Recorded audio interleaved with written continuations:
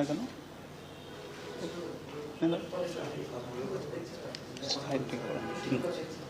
বিসমিল্লাহির রহমানির রহিম। প্রিয় শিক্ষার্থী, শুরু হচ্ছে বাংলা দ্বিতীয় পত্রের বাংলা বানানের নিয়ম সম্পর্কিত ক্লাস। আশা করি তোমরা ভালো আছো, নিরাপদে আছো। আমরা বাংলা বানান নিয়ে প্রথম দিন একটা ক্লাস নিয়েছি। সেই ক্লাসে তোমরা বিশেষত আমি বর্ণ নিয়ে আলোচনা করেছিলাম। বর্ণের ব্যবহার, যুক্তবর্ণ, এসব বিষয়গুলো নিয়েই। আসলে বাংলা বানানে এইসব বিষয় নিয়ে একটা বড় জটিলতা থাকে। তো যাই হোক, আমি দেখাইছিলাম যে আজকের ক্লাসে বা কি আলোচনা করব বা বাংলা বানানের ক্ষেত্রে কোন কোন বিষয়গুলো গুরুত্বপূর্ণ। তো আমরা একটু দেখি যে কোন বিষয়গুলো গুরুত্বপূর্ণ। সেগুলো আমাদের আছে। বাংলা বানান গুরুত্বপূর্ণ প্রশ্ন যেগুলো, সেগুলো বাংলা বানানের নিয়ম সম্পর্কিত। প্রমিত বাংলা বানানের নিয়ম অনুসারে তৎসম শব্দের বানানের নিয়ম। প্রমিত বাংলা বানানের নিয়ম অনুসারে অতৎসম শব্দের বানানের নিয়ম। হ্রস্ব-ই, দীর্ঘ-ই বা তাদের কার ব্যবহারের নিয়ম। নত্যবিধান, সত্যবিধান। তো আমরা এগুলো পর্যায়ক্রমে আলোচনা করব। প্রথমে আমরা আলোচনা করব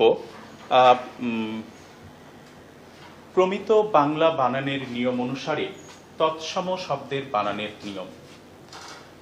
এখন আমরা এই তৎসম নিয়ে একটু কথা বলি এই কারণে যে বাংলা বানানের নিয়ম দুই রকম হওয়ার কারণটাই হচ্ছে যে তৎসম শব্দ যেগুলো তার বানানের নিয়মটা একরকম, তৎসম ছাড়া অন্য যেগুলো তার নিয়ম হচ্ছে আর অন্যরকম। তো এই ক্ষেত্রে তৎসম শব্দ কোনগুলো, কিভাবে আমরা চিনব, সেগুলো নিয়ে গত ক্লাসে আলোচনা করেছি। আজকে কয়েকটা জিনিস আমি তোমাদের দেখাই, খেয়াল করো।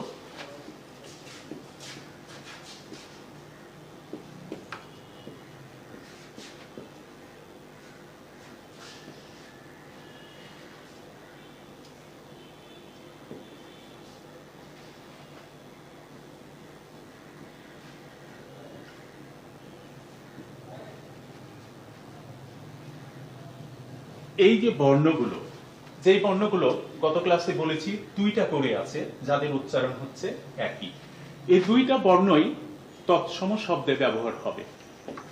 কিন্তু অতৎসম শব্দে ব্যবহার হবে শুধুমাত্র হ্রস্ব-ই, শুধুমাত্র হ্রস্ব-উ, শুধুমাত্র দন্ত ন, আর এখানে ব্যবহার হবে তালব্য স এবং দন্ত স। তাহলে একটা জিনিস এখানে প্রথমেই আমাদের কাছে পরিষ্কার হয়ে যাচ্ছে যে এই যে বর্ণগুলো, বিশেষ করে এই বর্ণটুকু দীর্ঘ-ই, দীর্ঘ-উ, মূর্ধন্য এবং মূর্ধন্য স, এই বর্ণগুলো কেবলমাত্র তৎসম শব্দেই ব্যবহৃত হবে। এখন তৎসম শব্দে হ্রস্ব-ইও হবে, দীর্ঘ-ইও হবে, হ্রস্ব-উ হবে, দীর্ঘ-উ হবে, আবার দন্ত ন হবে, মূর্ধন্য হবে, তালব্য স হবে, মূর্ধন্য স হবে। তো এই যে দুইটা করে উচ্চারিত হচ্ছে, এই সমস্ত কারণেই কিন্তু বানানের নিয়মগুলো আলাদা আলাদা হয়ে যাচ্ছে। তো আমরা দেখব যে তৎসম শব্দের কি কি নিয়ম আছে। আমরা একটা শব্দ দেখছি, প্রমিত। প্রমিত শব্দটা কি? প্রমিত হচ্ছে যথাযথ, যেটা প্রযোজ্য, ব্যবহার্য, এমন জিনিসকেই বলা হচ্ছে প্রমিত। তো আমরা দেখি না বানানের নিয়মগুলো। 1 নম্বর নিয়ম বলা হচ্ছে তৎসম শব্দের বানান যথাযথ ও অপরিবর্তিত থাকবে। আমরা তৎসম শব্দ ক্ষেত্রে যেটা জেনে এসেছি যে এই শব্দগুলো তৎসম শব্দ যে কোনো ভাষায় গেছে, সে তার রূপকে অবিকৃত রেখে গেছে, তার বানান, তার উচ্চারণ। বাংলা ভাষায় তৎসম শব্দ যেগুলো এসেছে তার রূপ নিয়েছে, উচ্চারণ অনেক ক্ষেত্রেই রক্ষিত হয়নি। সেগুলো বর্ণগুলো, যুক্ত বর্ণগুলো ভাঙার ক্ষেত্রে তোমরা দেখেছো। তো এখন যে শব্দগুলো যেভাবে এসেছে আমরাকে সেগুলোকে ঠিক সেভাবেই রাখতে হবে। এগুলো পরিবর্তনের কোনো সুযোগ নেই, এগুলোকে পরিবর্তন করা যাবে না, পরিবর্তন করা ঠিক হবে না। তাহলে প্রথম নিয়মেই আমরা এটা বলবো। তো কিরকম শব্দ? আমরা জানি যে একটা শব্দ নিচ্ছি প্রাণ, একটা শব্দ নিচ্ছি ক্ষেত। এই যে দুইটা শব্দ নিলাম, এই ক্ষেত শব্দটাকে আমরা যদি হয় একার তোয়া দিয়ে লিখি তাও কিন্তু উচ্চারণ ঠিক হচ্ছে। তো এই ক্ষেত্রে আমাদেরকে খেয়াল করতে হবে যে উচ্চারণ ঠিক হলেও যেহেতু এটা তৎসম শব্দ, এর রূপ এর বানানকে আমরা চেঞ্জ করতে পারবো না। আমরা কি করতে হবে সেটাই রাখতে হবে। প্রাণটাকে যখন আমরা অনেক সময় পরাণ উচ্চারণ করি, এই প্রাণকে আমরা পরাণ উচ্চারণ করতে পারবো না। তাহলে তৎসম শব্দ উচ্চারণে একটু কঠিন হতে পারে, একটু ঝামেলা হতে পারে, সমস্যা হতে পারে। যাই হোক না কেন আমরাকে তার উচ্চারণ অবিকৃত রাখতে হবে, তার উচ্চারণ পরিবর্তন, তার আকার পরিবর্তন করা যাবে না। আমরা 2 নম্বর নিয়মে আসি। যেসব তৎসম শব্দে রস্বই দীর্ঘই বা রস্ব দীর্ঘ উভয়ই শুদ্ধ, সেসব শব্দে কেবল রস্বই বা রস্ব এবং তাদের কার চিহ্ন ব্যবহৃত হবে। তাহলে এইরকম শব্দ আছে তৎসমে, যেই শব্দগুলোর শেষে রস্বই ব্যবহার হতে পারে, আবার দীর্ঘইও ব্যবহার হতে পারে। যেমন আমরা খেয়াল করি, লক্ষ্য করি যে যারা আগে পড়ালেখা করেছে আমাদের সময়ে, তারা কিন্তু কিছু কিছু বানানের ক্ষেত্রে এসব বিষয়গুলো এখন এসে দেখেন যে কিছু পরিবর্তন হয়ে গেছে। তো সেই পরিবর্তনগুলো হয়েছে যখন বানানের নিয়মগুলো চালু হয়েছে তখন থেকে। বিশেষ করে বাংলা একাডেমি যখন থেকে বানান সংস্কারের উদ্যোগ নিয়েছে তারপর থেকেই কিন্তু বানানগুলো আস্তে আস্তে পরিবর্তন হচ্ছে। যেমন ধমনী বানান, তারপরে ধুলি বানান, এরপরে পদবী বানান, এসব বানানগুলো কিন্তু একসময় দীর্ঘ ইকার দিয়েই লেখা হয়েছে এবং এটার সাথেই কিন্তু যারা বাংলা ভাষাভাষী দীর্ঘই বানান দিয়েই কিন্তু পরিচিত ছিল। কিন্তু এখানে বলা হচ্ছে যে যদি তৎসমের দুইটাই ব্যবহার করা যায়, যেমন একটা ধমনী শব্দটা তৎসম অনুযায়ী রস্বইকার দীর্ঘইকার দুইটাই সঠিক, ধুলি বানানটাতেও দুইটাই সঠিক, আবার পদবী বানানেও দুইটা সঠিক। যেহেতু রস্বই এবং দীর্ঘই উচ্চারণের উপর নির্ভর করে ব্যবহৃত হয়, যেহেতু ধমনী বানানটা শেষে ইটা একটু বেশি হচ্ছে বলে তৎসময়ে এটাকে দীর্ঘই দিয়ে লেখারও প্রবণতা দেখা গেছে। এই সবগুলোতেও দেখা গেছে বিধায় সেখানে রস্বই দীর্ঘই দুইটাই চালু ছিল, দুইটাই ব্যবহার সিদ্ধ ছিল। যেহেতু দুইটাকেই ব্যবহার করা যেত, এই কারণে পরবর্তীতে বাংলা একাডেমি যখন বানান সংস্কার করে তখন এই নিয়মটা করেছে যে যদি রস্বই দীর্ঘই উভয়ই শুদ্ধ হয় তাহলে সেখানে কেবলমাত্র রস্বই অথবা রস্ব ব্যবহৃত হবে। তাহলে আমরা যে উদাহরণগুলো দেখছি, কিংবদন্তি, ধমনী, ধুলি, পঞ্জি, পদবী, ভঙ্গি, মঞ্জরি, সরণি, আরো অনেক শব্দ আছে। এই সমস্ত শব্দগুলোতে রস্বই দীর্ঘই উভয় শুদ্ধ বিধায় এখানে কি করা হয়েছে, শুধুমাত্র রস্বই ব্যবহার করা হয়েছে। এরপরে আমরা যাব রেফ, এর পরে ব্যঞ্জন বর্ণের দ্বিত্ব হবে না। দ্বিত্ব মানে কি? দ্বিত্ব অর্থ হচ্ছে দুইবার, অর্থাৎ যদি রেফ থাকে কোনো বর্ণের উপরে তাহলে সেই বর্ণ দুইবার ব্যবহৃত হবে না। আমরা কতগুলো উদাহরণ দিয়েছি, তোমরা স্ক্রিনে উদাহরণগুলো দেখতে পাচ্ছ। বিশেষ করে আমরা একটা সময় দেখেছি লেখা থাকতো কার্যালয়। আগে কোনো যারা আগে চাকরি করেছেন তাদের যদি কাগজপত্র থাকে সেখানে দেখবা, সেখানে কার্যালয় এভাবে লেখা হয়েছে। আমরা সূর্য বানান দেখেছি এইভাবে জফলাদি। আবার ধর্ম বানান এইভাবে লেখা দেখেছি। এটা আমাদের সময়ে, আমাদের আগে এটা একটা নিয়ম ছিল যে যদি রেফ ব্যবহার করা হয় তাহলে সেই বর্ণটা দ্বিতীয় হয়ে যায়। এই কারণেই সেখানে দুইটা বর্ণকে, একই বর্ণকে দ্বিতীয়ভাবে ব্যবহার করা হতো। তো বাংলা ব্যাকরণের নিয়ম যখন প্রণয়ন করে বাংলা একাডেমি, তারা এই বিষয়টা পর্যালোচনা করার পর এটা বাদ দিয়েছেন এবং বলা হচ্ছে যেখানে রেফের পরে যুক্ত বর্ণ আছে সেগুলোকে বাদ দেওয়া হবে। অর্জন বর্গীয় জয়ের যুক্ত ছিল, সেখানে সেটাকে বর্জন করা হয়েছে। কর্মে একটা মুখে বাদ দেওয়া হয়েছে, কার্য শব্দটাই জফলাকে বাদ দেওয়া হয়েছে, তেমনি ভাবে বাদ দেওয়া হয়েছে সূর্য শব্দের জফলাকে। তাহলে আমরা যে কয়েকটা নিয়ম দেখলাম সেই নিয়মগুলোতে খুব বেশি জটিলতা নেই। জটিলতা নেই কি কারণে?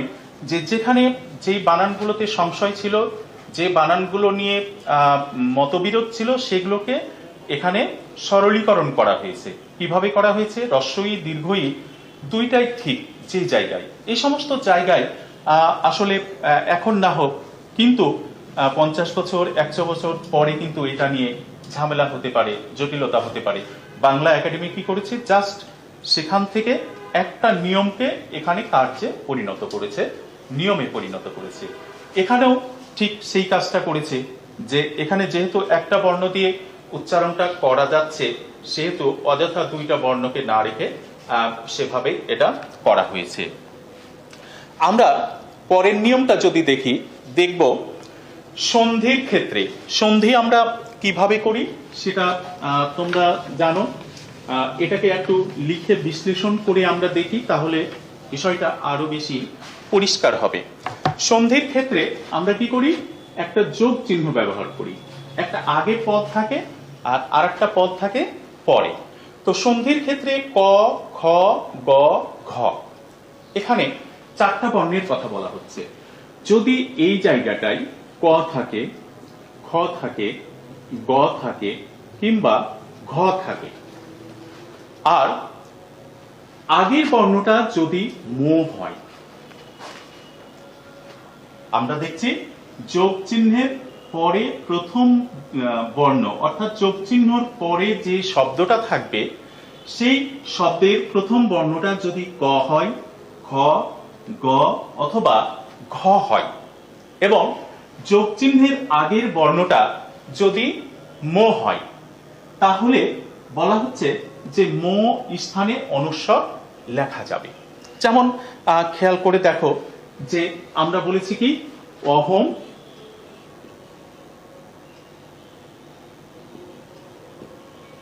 অহম যোগ কার, তাহলে আমরা কি পাচ্ছি? অহম কার, অহংকার। এখন এখানে আমরা কি পেলাম? ক পেলাম আর এখানে পেলাম কি? মো।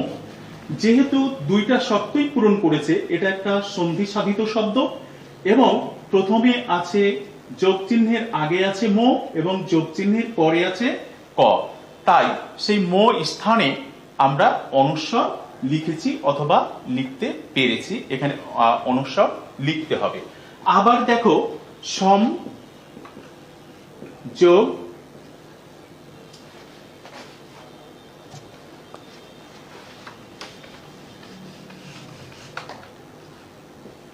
সম যোগ গীত সমান কি পাচ্ছি আমরা? সঙ্গীত। এখানে ম পাচ্ছি, এখানে গ পাচ্ছি। তাহলে যেহেতু আমরা এখানে গ পেয়েছি, অতএব ম স্থানে আমরা কি করেছি? অনুস্বর লিখেছি। একইভাবে আমরা দেখছি কি সম যোগ ঘটন সমান পাচ্ছি কি? সং ঘটন। তাহলে এই যে নিয়মগুলো, এই নিয়মগুলো একদমই সরলীকরণ। আমরা কেন অনুস্বর ব্যবহার করছি এসব বিষয়গুলো নির্দিষ্ট করে দেওয়া আছে যে যদি আমরা এই সমস্ত নিয়ম পাই, এই সমস্ত বর্ণগুলো যদি সন্ধির ক্ষেত্রে আমরা এভাবে বসতে দেখি, তাহলে কি করতে হবে, আমাদেরকে এখানে অনুস্বর লিখতে হবে। বিধায় আমরা কি করেছি, এখানে অনুস্বর লিখেছি। তাহলে আমরা নিয়ম পেলাম কি, সন্ধির ক্ষেত্রে ক, খ, গ, ঘ পরে থাকলে পূর্বপদের অন্তঃস্থিত মো স্থানে অনুস্বর লেখা যাবে। আমরা উদাহরণগুলো ক দিয়ে দেখলাম, গ দিয়ে দেখলাম এবং ঘ দিয়ে দেখলাম। এরপরে দেখি আমরা পরের নিয়ম। সংস্কৃত ইন প্রত্যয়ান্ত শব্দের দীর্ঘ ইকারান্ত রূপ সমাসবদ্ধ হলে সংস্কৃত ব্যাকরণের নিয়ম অনুযায়ী সেগুলিতে হ্রস্ব ইকার হয়। একটু মনে হচ্ছে বিষয়টা জটিল, আসলে অত জটিল না। যখন আমি এটা বিশ্লেষণ করব তখন বুঝতে পারবা। সংস্কৃত ইন প্রত্যয়ান্ত, প্রত্যয়ান্ত প্রত্যয় বসে কোথায়, শেষে, একটা শব্দের অন্তে শেষে বসে। অর্থাৎ এই সংস্কৃত ইন প্রত্যয়ান্ত অর্থাৎ সংস্কৃত শব্দ যেগুলো ইন প্রত্যয় যোগে গঠিত হয়েছে, সেই সব শব্দের শেষে দীর্ঘই যদি থাকে এবং সেই শব্দগুলো যদি সমাস নিষ্পন্ন হয়, তাহলে সেই শব্দগুলো যে দীর্ঘই ছিল সেই দীর্ঘইটা হ্রস্বই হয়ে যাবে। যেমন আমরা কয়েকটা উদাহরণ দিয়েছি, উদাহরণগুলো আমরা একটু খেয়াল করি। প্রথমে দিয়েছি গুণী জন। আমরা প্রথম শব্দটা পেয়েছি কি, গুণী। গুণী শব্দটা যেহেতু বিশ্লেষণ যদি আমরা করি তাহলে কিভাবে পাবো, আমরা সেটা দেখি। আমরা পাবো কি, গুণ যোগ ইন। তাহলে গুণী সাথে প্রত্যয় যুক্ত আছে কি, ইন। আবার প্রাণী দেওয়া আছে, প্রাণীটাকে যদি আমরা ভাঙি তাহলে কি পাবো, প্রাণ যোগ ইন। আর একটা উদাহরণ দেওয়া আছে মন্ত্রী। মন্ত্রী, মন্ত্রীকে যদি আমরা ভাঙি তাহলে পাবো মন্ত্র যোগ ইন। তাহলে তিনটা শব্দ পেলাম, আমরা পেলাম মন্ত্র, প্রাণ, গুণ। এই তিনটার শেষে যুক্ত আছে ইন প্রত্যয়। তো এইরকম শব্দ, যে শব্দগুলো সাথে ইন প্রত্যয় যুক্ত থাকে, ইন প্রত্যয় যুক্ত হওয়ার কারণে প্রতিটা শব্দের শেষে দীর্ঘইকার হয়ে গেছে।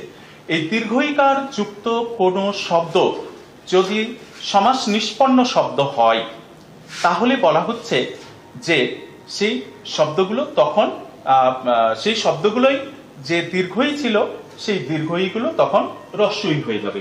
কোনটা, এই যে এই দীর্ঘইটা, এই দীর্ঘইটা হ্রস্বই হয়ে যাবে। কিভাবে হবে, যেমন গুণী, গুণী শব্দটাকে যদি আমরা ব্যাস বাক্য করি তাহলে পাবো কি, গুণী যে জন।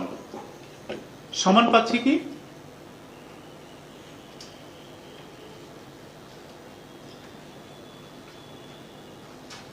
সমান পাচ্ছি গুণী জন। আমরা এইরকম ভাবে যদি প্রাণীবিদ্যা করি,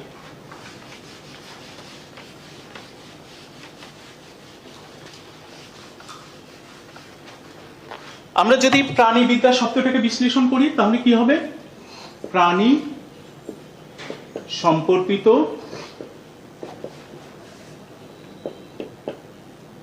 বিদ্যা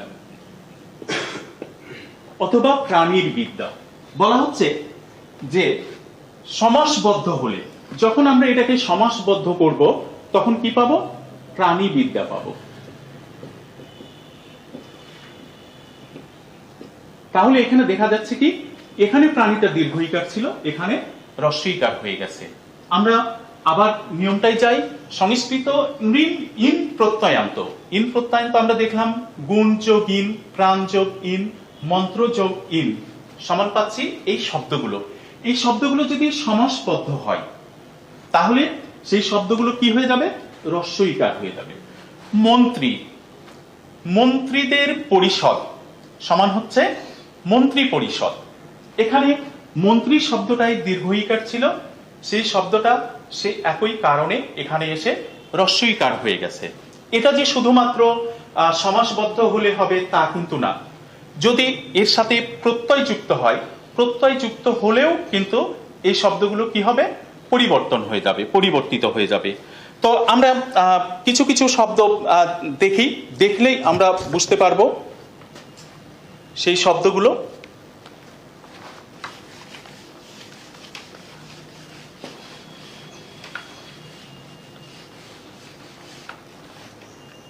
প্রত্যয়ের ক্ষেত্রেও কিন্তু এটা ঘটে, যেমন কৃতি, দায়ী। এই দুইটা শব্দ আমরা যদি খেয়াল করি তাহলে দেখো আমরা এটা পাবো কৃত যোগ ইন। আমরা দায়ী শব্দটাকে পাবো দায় যোগ ইন, অর্থাৎ দুই ক্ষেত্রে ইন প্রত্যয় আছে এবং দুই ক্ষেত্রে কৃতি এবং দায়িত্ব হয়ে গেছে। আমরা যদি কৃতির সাথে প্রত্যয় যুক্ত করি, কৃতি যোগ ত সমান পাবো কি? কৃতিত্ব। অর্থাৎ আমরা যেটা দেখছি যে শুধুমাত্র সমাসবদ্ধ হলেই যে ইন প্রত্যয়ান্ত দীর্ঘই রস্বীয় হবে তা কিন্তু না। যদি প্রত্যয় হয় সেক্ষেত্রেও কিন্তু সেটা রস্বী হয়ে যাবে। আবার দেখো দায়ী যোগ ত সমান হচ্ছে কি? দায়িত্ব। এক্ষেত্রেও কিন্তু এটা পরিবর্তন হয়ে যাচ্ছে। পরিবর্তনটা কোন জায়গায় হচ্ছে? দীর্ঘ ইকারের পরিবর্তন হচ্ছে। তাহলে আমরা শব্দগুলোকে যেভাবে পাচ্ছি, সংস্কৃত থেকে যেভাবে এসেছে, সেই শব্দগুলোই যখন সমাসবদ্ধ হচ্ছে অথবা প্রত্যয় নিষ্পন্ন হচ্ছে তখন কিন্তু সেই শব্দগুলো চেঞ্জ হয়ে যাচ্ছে। আরো কিছু শব্দ আছে, যেমন সেই শব্দগুলো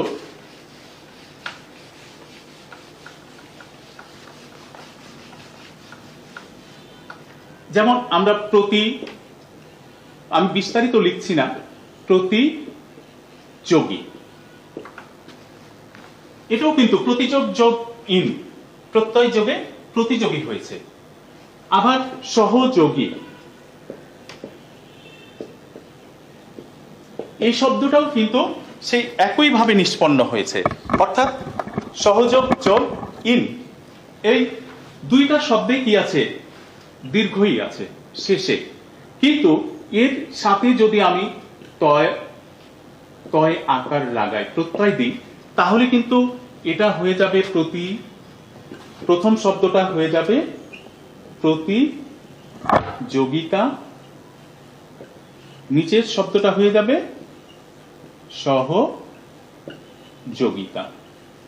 তাহলে উভয় ক্ষেত্রে আমরা দেখছি, সমাস নিষ্পন্নের ক্ষেত্রে দেখছি, আবার প্রত্যয়ের ক্ষেত্রেও দেখছি যে ইন প্রত্যয়ান্ত শব্দের কারণে, অর্থাৎ যদি ইন প্রত্যয় হয় তাহলে সেটা দীর্ঘইতে রূপান্তরিত হয়।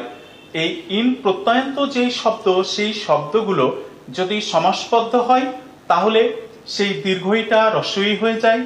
আবার ইন প্রত্যয়ান্ত শব্দের সাথে যদি তয়ে বফালা অথবা তা প্রত্যয় যুক্ত হয় তাহলেও ইন প্রত্যয়ান্ত শব্দের দীর্ঘইটা রস্ব হয়ে যায়। আমরা তাহলে এই নিয়মটা দেখলাম। এরপরে আমরা যাই বিসর্গ। বাংলা বর্ণমালায় যে বর্ণগুলো আছে তার ভিতর বিসর্গ একটা বর্ণ, যার রূপটা আমরা দেখছি, সে কিন্তু উচ্চারণে তার রূপটা ধরে রাখে না। বিসর্গকে আমরা উচ্চারণ করি হয়ের মতো, বাহ, উহ, আহ, এইভাবে উচ্চারণ করি। বিসর্গের ক্ষেত্রে বলা হচ্ছে যে শব্দ শেষে বিসর্গ থাকবে না। বিসর্গ সবসময় এটা শব্দের মাঝে এবং শেষে ব্যবহৃত হয় বসে। আমরা দেখেছি যে প্রথমত, কার্যত, ক্রমশ, প্রধানত, হলত, মূলত ইত্যাদি যে শব্দগুলো আছে, এই শব্দগুলোর শেষে সবসময় বিসর্গ ব্যবহৃত হয়েছে। তো সেই রূপটা ছিল, এটা 90 সাল বা তার আগে তোমরা দেখতে পাবা যে এইসব শব্দগুলোই বিসর্গ ব্যবহৃত হয়েছে। কিন্তু পরবর্তীতে বাংলা একাডেমি যখন বাংলা বানানের নিয়ম করেছে, সেই নিয়মে এই সমস্ত শব্দের শেষে যে বিসর্গগুলো ব্যবহৃত হয় তার ব্যবহার বন্ধ করেছে, অর্থাৎ বিসর্গ সেসব শব্দে থাকবে না। এই কারণে আমরা এখন প্রথমত, কার্যত, ক্রমশ, প্রধানত, হলত, মূলত ইত্যাদি যে সব শব্দগুলো আছে, এই শব্দগুলো যে বিসর্গ ছিল বা ব্যবহৃত হতো সেই বিসর্গগুলো আর আমরা ব্যবহার করব না। তারপরেও কিছু কিছু শব্দে কিন্তু আবার বিসর্গ ব্যবহৃত হবে। সেগুলো কোনগুলো? আমরা দুঃখ শব্দে ব্যবহার দেখতে পাবো, নিঃস্ব শব্দে দেখতে পাবো, এই সমস্ত শব্দগুলোই কিন্তু আছে। কিন্তু মাঝের বিসর্গ বিশেষ করে কিছু কিছু জায়গায় উঠে গেছে, বর্জিত হয়েছে, আবার কিছু কিছু জায়গায় থেকে গেছে। তো যেগুলো বর্জিত হয়েছে সেই শব্দগুলোর মধ্যে আছে দুস্থ, নিঃশব্দ, নিস্পৃহ, নিঃশ্বাস ইত্যাদি। এই সমস্ত শব্দগুলো যদি বিসর্গ উঠিয়ে দেওয়া হয়েছে এরপরে উচ্চারণে কোনো সমস্যা হয়নি। কিন্তু দুঃখ, এই দুঃখের সাথে হয় উচ্চারণে একটা সংশ্লিষ্টতা আছে বিষয়, সেখানে হয় বা বিসর্গটা থেকে গেছে। তাহলে আমরা নিয়মটা জানলাম কি, শব্দের শেষে বিসর্গ থাকবে না। আর কিছু কিছু শব্দ আছে শুধু যে শেষে থাকবে না তা না, শব্দের মাঝেও নিচে কিছু শব্দ দেওয়া হয়েছে, দুস্থ, নিস্তব্ধ, নিস্পৃহ, নিঃশ্বাস, এই সমস্ত শব্দেও বিসর্গ থাকবে না। আমরা বিসর্গের ক্ষেত্রে দেখলাম। আমরা এবার দেখব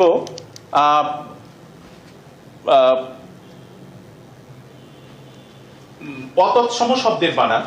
তাহলে আমরা যদি একটু ফিরে যাই, তাহলে বানানের নিয়মগুলো যদি আরেকটু আমরা রিভিশন দিই, তাহলে কি কি পাবো সেগুলো আমরা দেখতে পারি।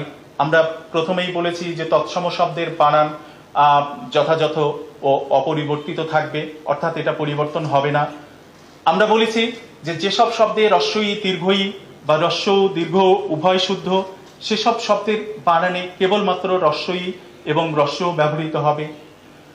আমরা ইন প্রত্যয়ন্ত শব্দের কথা বলেছি যে ইন প্রত্যয়ন্ত যে সমস্ত শব্দ দীর্ঘই আছে, সমাসবদ্ধ হলে সেই দীর্ঘইগুলো হ্রস্বইতে পরিণত হবে। আবার বিসর্গ শব্দের শেষে যে বিসর্গ আছে সেই সব বিসর্গগুলো থাকবে না। তাহলে আমরা তৎসম শব্দগুলো যদি চিনতে পারি এবং সেই শব্দগুলোর চেনার পরে তার বানানগুলো কিন্তু আমরা এখান থেকেই বুঝতে পারবো, এই বানানগুলোকে আমরা এখান থেকে সঠিকভাবে লিখতে পারবো। তাহলে নিশ্চয় তোমরা তৎসম শব্দের বানান সম্পর্কে জেনেছ। আমরা এখন যাব প্রমিত বাংলা বানানের নিয়ম অনুসারে অতৎসম শব্দের বানানের নিয়ম। তো এই অতৎসম শব্দের বানান, এই নিয়মটা আমরা কোনগুলো অতৎসম শব্দ? অতৎসম শব্দ গত ক্লাসে তোমাদের দেখাইছিলাম। অতৎসম শব্দগুলো, সেই শব্দগুলো আমরা জানি অর্ধ তৎসম,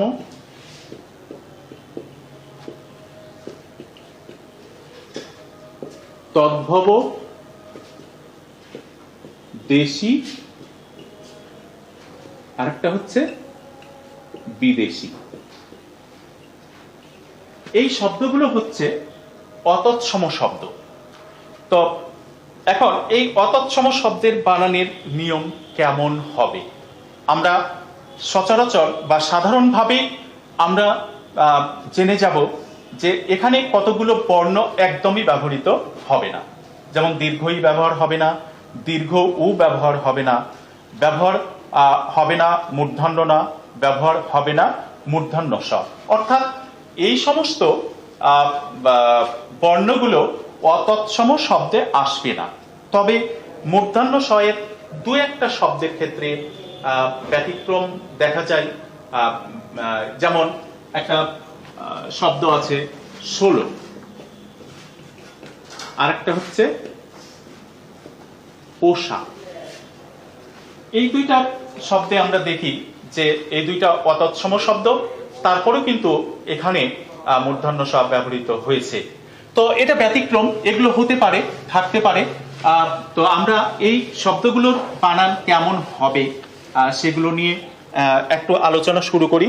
প্রথম হচ্ছে হ্রস্বই দীর্ঘই, হ্রস্বউ দীর্ঘ। এই জায়গাটা হ্রস্বই দীর্ঘ এবং হ্রস্ব উ দীর্ঘ হু।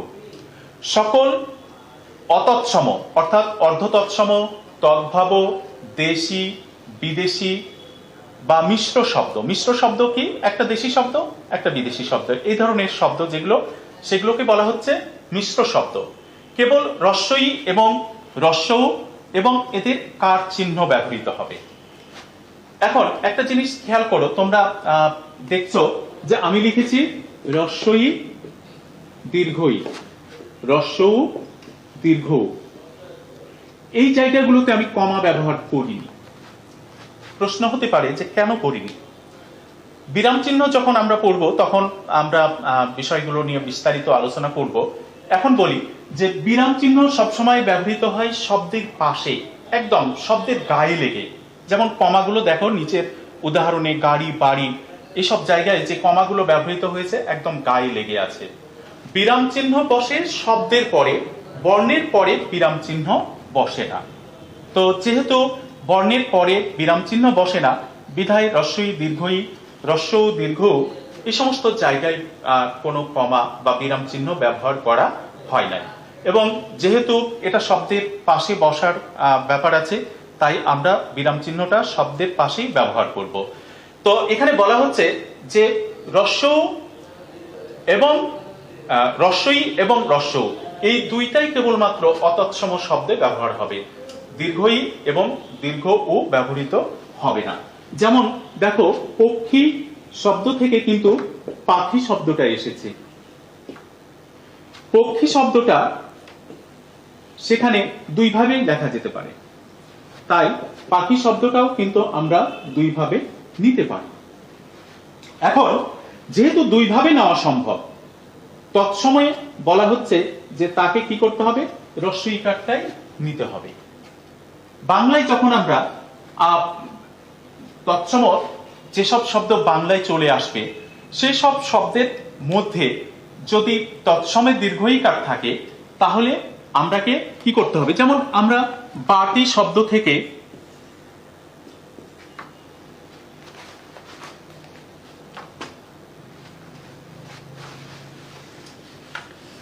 বাটি শব্দ থেকে বাড়ি শব্দটা এসেছে, তো সংস্কৃত অনুসারে তাকে বাড়ি লিখত, যেহেতু বাটি থেকে বাড়ি শব্দটা এসেছে সেহেতু একে দীর্ঘ ইকার দিয়ে লিখব। কিন্তু বলা হয়েছে অতৎসম শব্দের বানানে কোনো দীর্ঘ ইকার থাকবে না, তাই বাড়ি শব্দটা আমরা কি করতে হবে, হ্রস্ব ইকার দিয়ে লিখতে হবে। ভারী বানানটাও একই ভাবে দীর্ঘ ইকার দিয়ে লেখা হতো, যেহেতু এটা অতৎসম শব্দ তাই এখন আর সেই শব্দটা দীর্ঘ ইকার দিয়ে লেখা যাবে না, এটা লিখতে হবে কি দিয়ে, হ্রস্ব ইকার দিয়ে।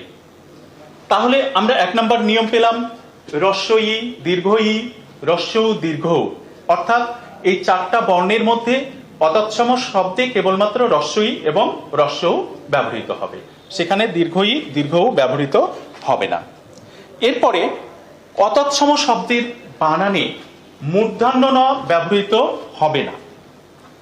মূর্ধন্য ন, এটা আমি তোমাদের আগে যখন ছকটা দেখালাম তখন সেখানে দেখালাম যে তৎসম শব্দে দন্ত ন এবং মূর্ধন্য দুইটাই ব্যবহৃত হবে, কিন্তু অতৎসম শব্দে কেবলমাত্র দন্ত ন ব্যবহৃত হবে, সেখানে মূর্ধন্য ব্যবহারের কোনো সুযোগ নেই।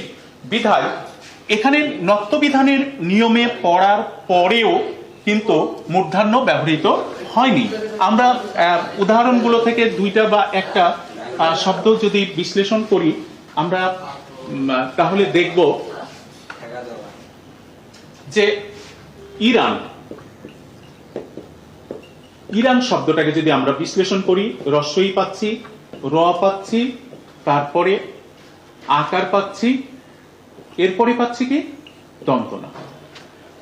নত্যবিধানের নিয়ম যেটা আমরা এর পরেই পড়ব এই ক্লাসের পরে, আজকে বা পরের ক্লাসে, নত্যবিধানের নিয়ম অনুযায়ী র এর পরে যদি স্বরধ্বনি থাকে তাহলে তার পরে ন থাকলে সেই নটা মূর্ধন্যতে পরিণত হবে। এটা কিসের ক্ষেত্রে, শুধুমাত্র তৎসম শব্দের ক্ষেত্রে, তৎসম শব্দের বানানে এই নিয়মটা প্রযোজ্য হবে। যদি শব্দটা তৎসম না হয় তাহলে এই নিয়মটা প্রযোজ্য হবে না।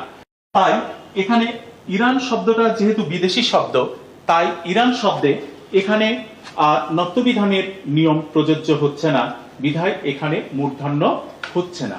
তাহলে যেহেতু ইরান অতৎসম শব্দ, তাই এখানে নত্যবিধান প্রযোজ্য হবে না, বিধায় এখানে মূর্ধন্য ব্যবহৃত হবে না। এর পরের যে নিয়ম, সেই নিয়মটা হচ্ছে যে বাংলা অধ্বনির উচ্চারণ বহু ক্ষেত্রে ও এর মতো হয়। অধ্বনির উচ্চারণ বহু ক্ষেত্রে ও এর মতো হয়। শব্দশেষের এসব অধ্বনি ওকার দিয়ে লেখা যেতে পারে। আমরা খেয়াল করি, আমরা বলছি কি লেখো, আমরা বলছি দেখো। এখানে ক্ষয়ের সাথে যুক্ত আছে অধ্বনি, লয়ের সাথে এ ধ্বনি আছে, ক্ষয়ের সাথে অধ্বনি আছে, এই ক্ষয়ের সাথে অধ্বনি আছে। তো অধ্বনির উচ্চারণটা সবসময় অ এর মতো হয়, কিন্তু অধ্বনির উচ্চারণ আবার ও এর মতো হতে পারে। তো বলছে এখানে এই কথাটাই যে ক্রিয়ার ক্ষেত্রে আমরা কি এটা লেখার কোনো প্রয়োজন নয়, প্রয়োজন নেই।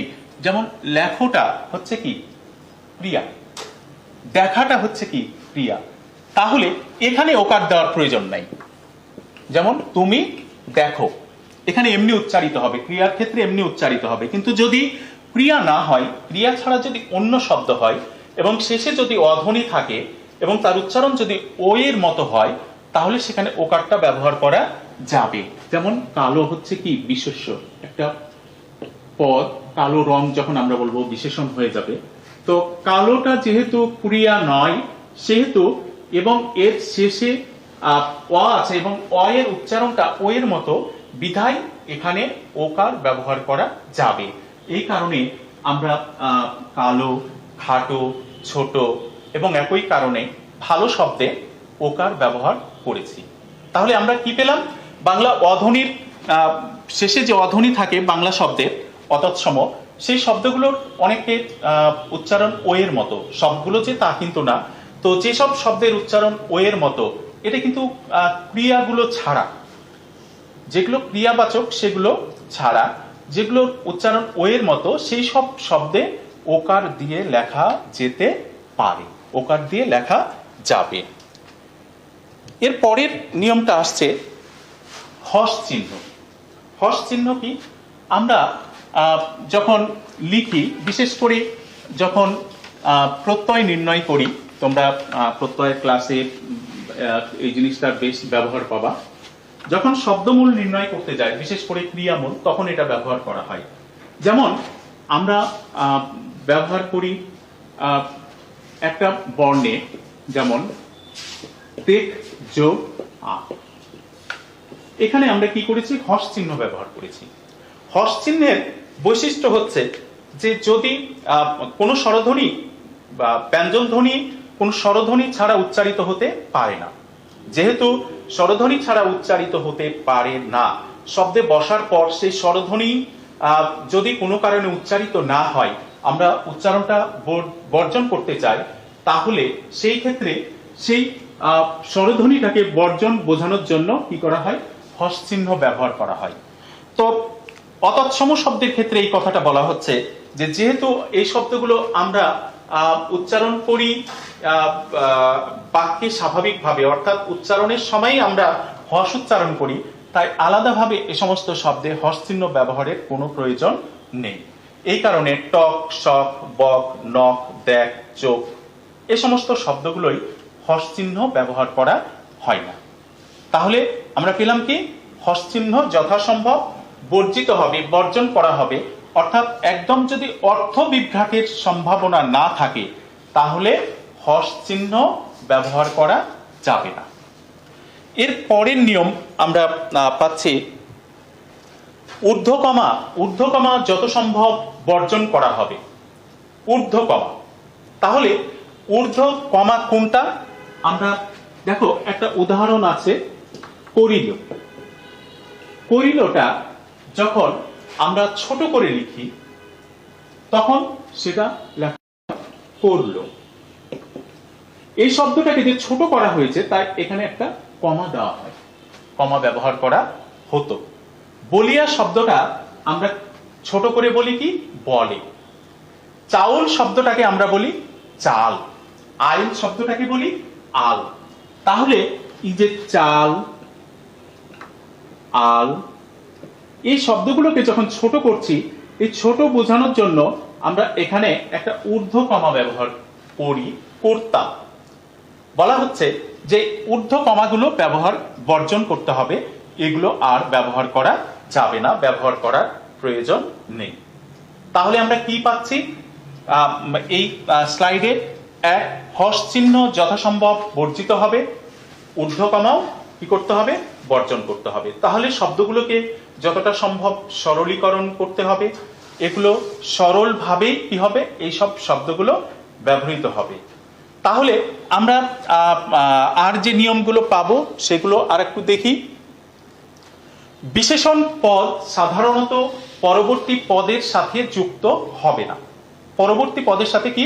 বিশেষণ পদ যুক্ত হবে না। যেমন লাল পদ্ম, পদ্ম বিশেষ্য, সবসময় বিশেষণ পদ কি হয়? বিশেষ্য পদের আগে বসে।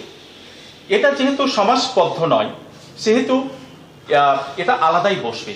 লাল বিশেষণ, পদ্ম বিশেষ্য। নীল বিশেষণ, আকাশ বিশেষ্য। এখানে লাল এবং নীল এগুলো মূল শব্দের সাথে অর্থাৎ বিশেষের সাথে যুক্ত হবে না, এগুলো এই শব্দগুলো কি হবে? আলাদাভাবেই বসবে। এরপর যেটা নিয়ে আমরা খুব সংশয়ে থাকি, ভুগি, সেটা হচ্ছে তালব্য স, মূর্ধন্য স এবং দন্ত স। এই তিনটা বর্ণের মধ্যে বলা হচ্ছে অতৎসম শব্দে মূর্ধন্য স ব্যবহৃত হবে না। এটা একদম ক্লিয়ার। ব্যবহার হবে কি? তালব্য স এবং দন্ত স। এই তিনটা বর্ণের উচ্চারণই হচ্ছে তালব্য স এর মতো। কিছু কিছু ক্ষেত্রে দন্ত স আসে। তো যেখানে দন্ত স আসবে, বিশেষ করে যখন স এর সাথে রফালা থাকে, তখনই কেবলমাত্র দন্ত সটা উচ্চারিত হয়। তো বিদেশি শব্দ যেগুলো আসছে, দেশি শব্দ যেগুলো আসছে, সেই সব শব্দগুলোতে আমরা কি করতে হবে? মূর্ধন্য সকে বর্জন করতে হবে। আমরা দেখেছি শাল, বৎসর হিসাবে বোঝানোর জন্য। শহর, শরবত, সামিয়ানা, শখ, শৌখিন, সাদা, পোশাক, এই যে শব্দগুলো, এই সব শব্দগুলোর সাথে আমরা দন্ত স বা তালব্য স যেমন হবে, অর্থাৎ কোথায় দন্ত স ব্যবহার করব? যদি ইংরেজির ক্ষেত্রে ধরি, তাহলে শুধু এসের ক্ষেত্রে দন্ত স। আর যদি ডাবল এস হয়, যদি SION হয়, যদি TION হয়, তাহলে এগুলোর জন্য আমাদেরকে কি করতে হবে? তালব্য স ব্যবহার করতে হবে। এই যে নিয়মগুলো আমরা কি করতে হবে? এই নিয়মগুলো যদি আমরা ফলো করি, তাহলে কোথায় তালব্য স আর কোথায় দন্ত স ব্যবহার করব সেটা ক্লিয়ার হয়ে যাবে। এরপরে আসে বিদেশি শব্দ ও যুক্ত বর্ণ। সচরাচর বিদেশি শব্দগুলো, বিদেশি শব্দ বলতে আমরা ইংরেজি শব্দগুলো নিয়েই যদি আলোচনা করি, দেখব যে কিছু কিছু শব্দ আছে যে শব্দগুলোকে আমরা কি করতে হয়? যুক্ত করেই লিখতে হয়, এবং সে তার রূপ বা উচ্চারণটা যুক্ত করেই সঠিকটা আসে।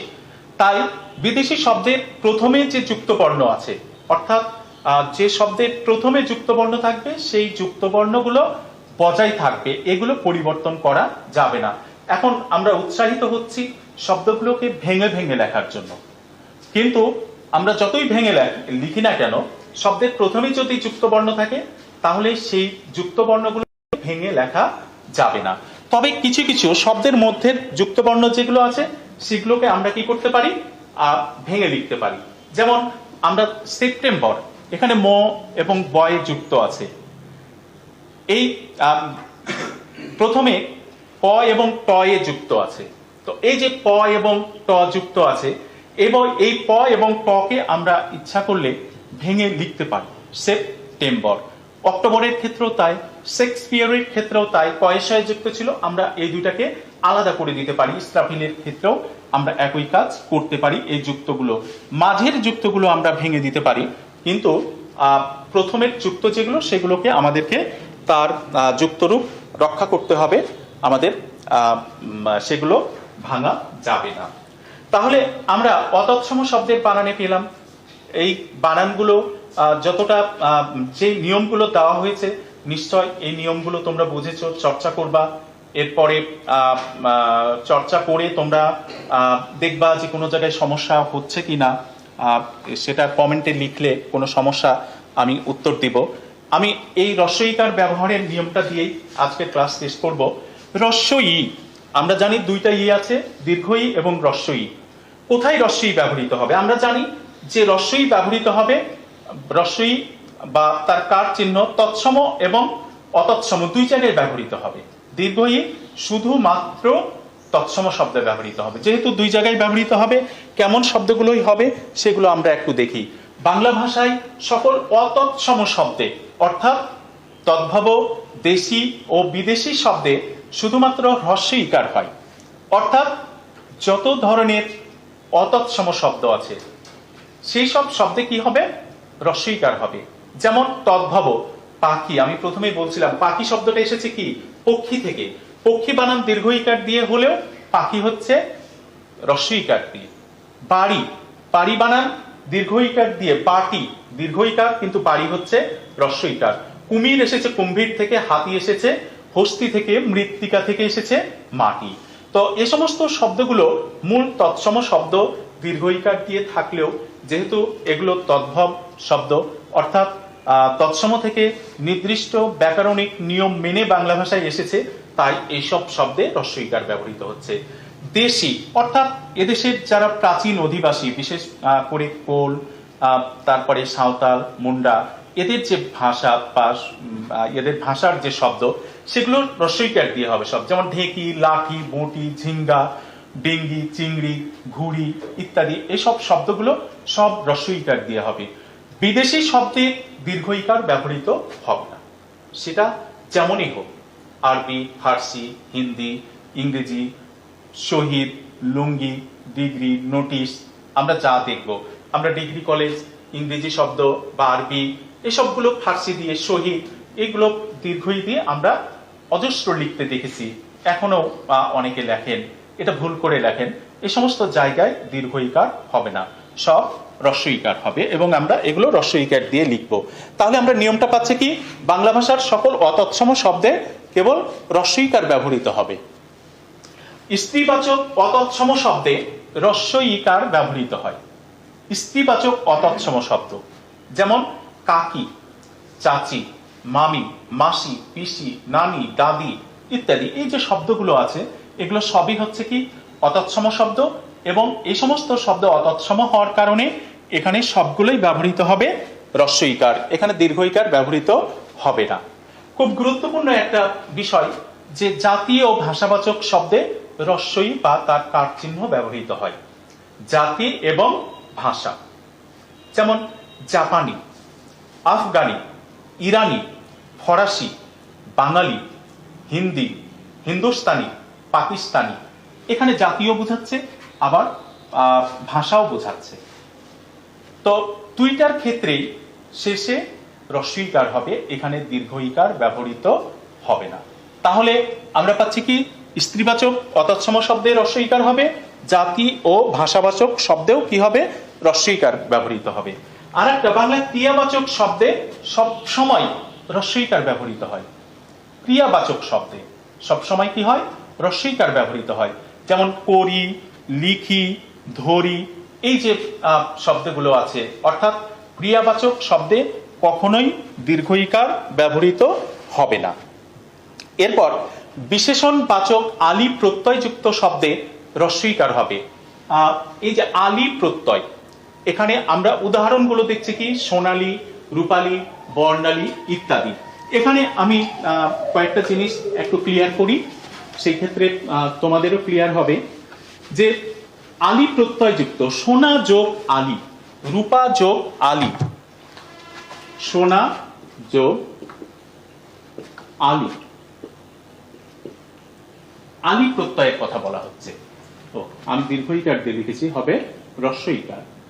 সোনা যোগ আলি, আবার হচ্ছে কি? রূপা যোগ আলি সমান হচ্ছে রূপালী। এই শব্দগুলো যেহেতু বিশেষণবাচক শব্দ এবং এর সাথে আলি প্রত্যয় যুক্ত আছে বিধায় এই শব্দগুলো সবসময় হ্রস্ব ইকার দিয়ে লেখা হবে। কিন্তু আমাদের দুইটা প্রধান প্রতিষ্ঠান, একটা হচ্ছে কি? সোনালী ব্যাংক,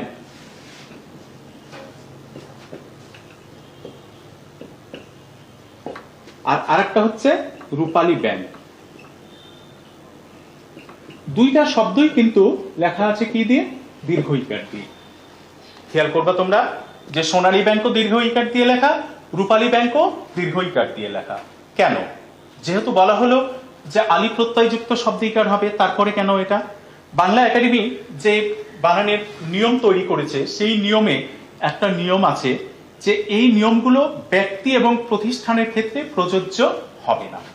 অর্থাৎ এখানে যে বানানের নিয়ম, সেই নিয়মটা ব্যক্তি যদি তার নিজের নামের ক্ষেত্রে বা প্রতিষ্ঠানের ক্ষেত্রে প্রয়োগ করে, ব্যবহার করে, তাহলে সেটা প্রয়োগ করার প্রয়োজন নাই। যেহেতু সোনালী ব্যাংক একটা প্রতিষ্ঠান, রূপালী ব্যাংক একটা প্রতিষ্ঠান, সেখানে এই বানান রীতি মানার প্রয়োজন নেই, তাই তারা সেখানে দীর্ঘই ব্যবহার করতে পারে। অনেক ব্যক্তির নাম দেখো, আজাদ নামটা কেউ লিখছে বর্গীয় জ দিয়ে, আবার কেউ লিখছে অন্তস্থ জ দিয়ে। এটা নিয়মের মধ্যে না, এটা ব্যক্তির নাম। আবার আমরা একজন লেখককে তার নামের শেষে অন্তস্থ আ লিখতে দেখেছি এইভাবে। এই যে অন্তস্থ আ শব্দের প্রথমে ব্যবহৃত হয় না, কিন্তু উনি কি করেছেন? লিখেছেন। আমরা দেখেছি যে তিনি অন্তস্থ অ ব্যবহার করেছেন, তারপরও তিনি সেটা ব্যবহার করতে পারছেন। কেন পাচ্ছেন? যে এই নামটা ব্যক্তির ক্ষেত্রে প্রযোজ্য। যখন ব্যক্তির ক্ষেত্রে প্রযোজ্য হবে, তখন সেই নিয়মগুলো সেই বানানের ক্ষেত্রে প্রযোজ্য হবে না। তাহলে ব্যক্তি এবং প্রতিষ্ঠান এই বানান থেকে মুক্ত থাকবে।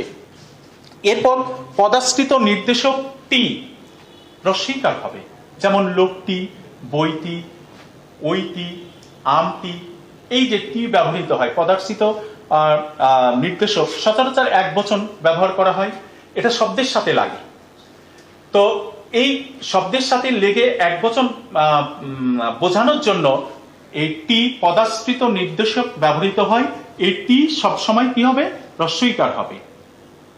আরেকটা নিয়ম হচ্ছে বস্তুবাচক, ভাববাচক, কর্ম ও প্রাণীবাচক অতৎসম শব্দের বানানে ইকার হয়। বস্তুবাচক, ভাববাচক, কর্মবাচক, আবার প্রাণীবাচক, এই সমস্ত শব্দগুলোতে সবসময় কি হবে? রস্বইকার হবে।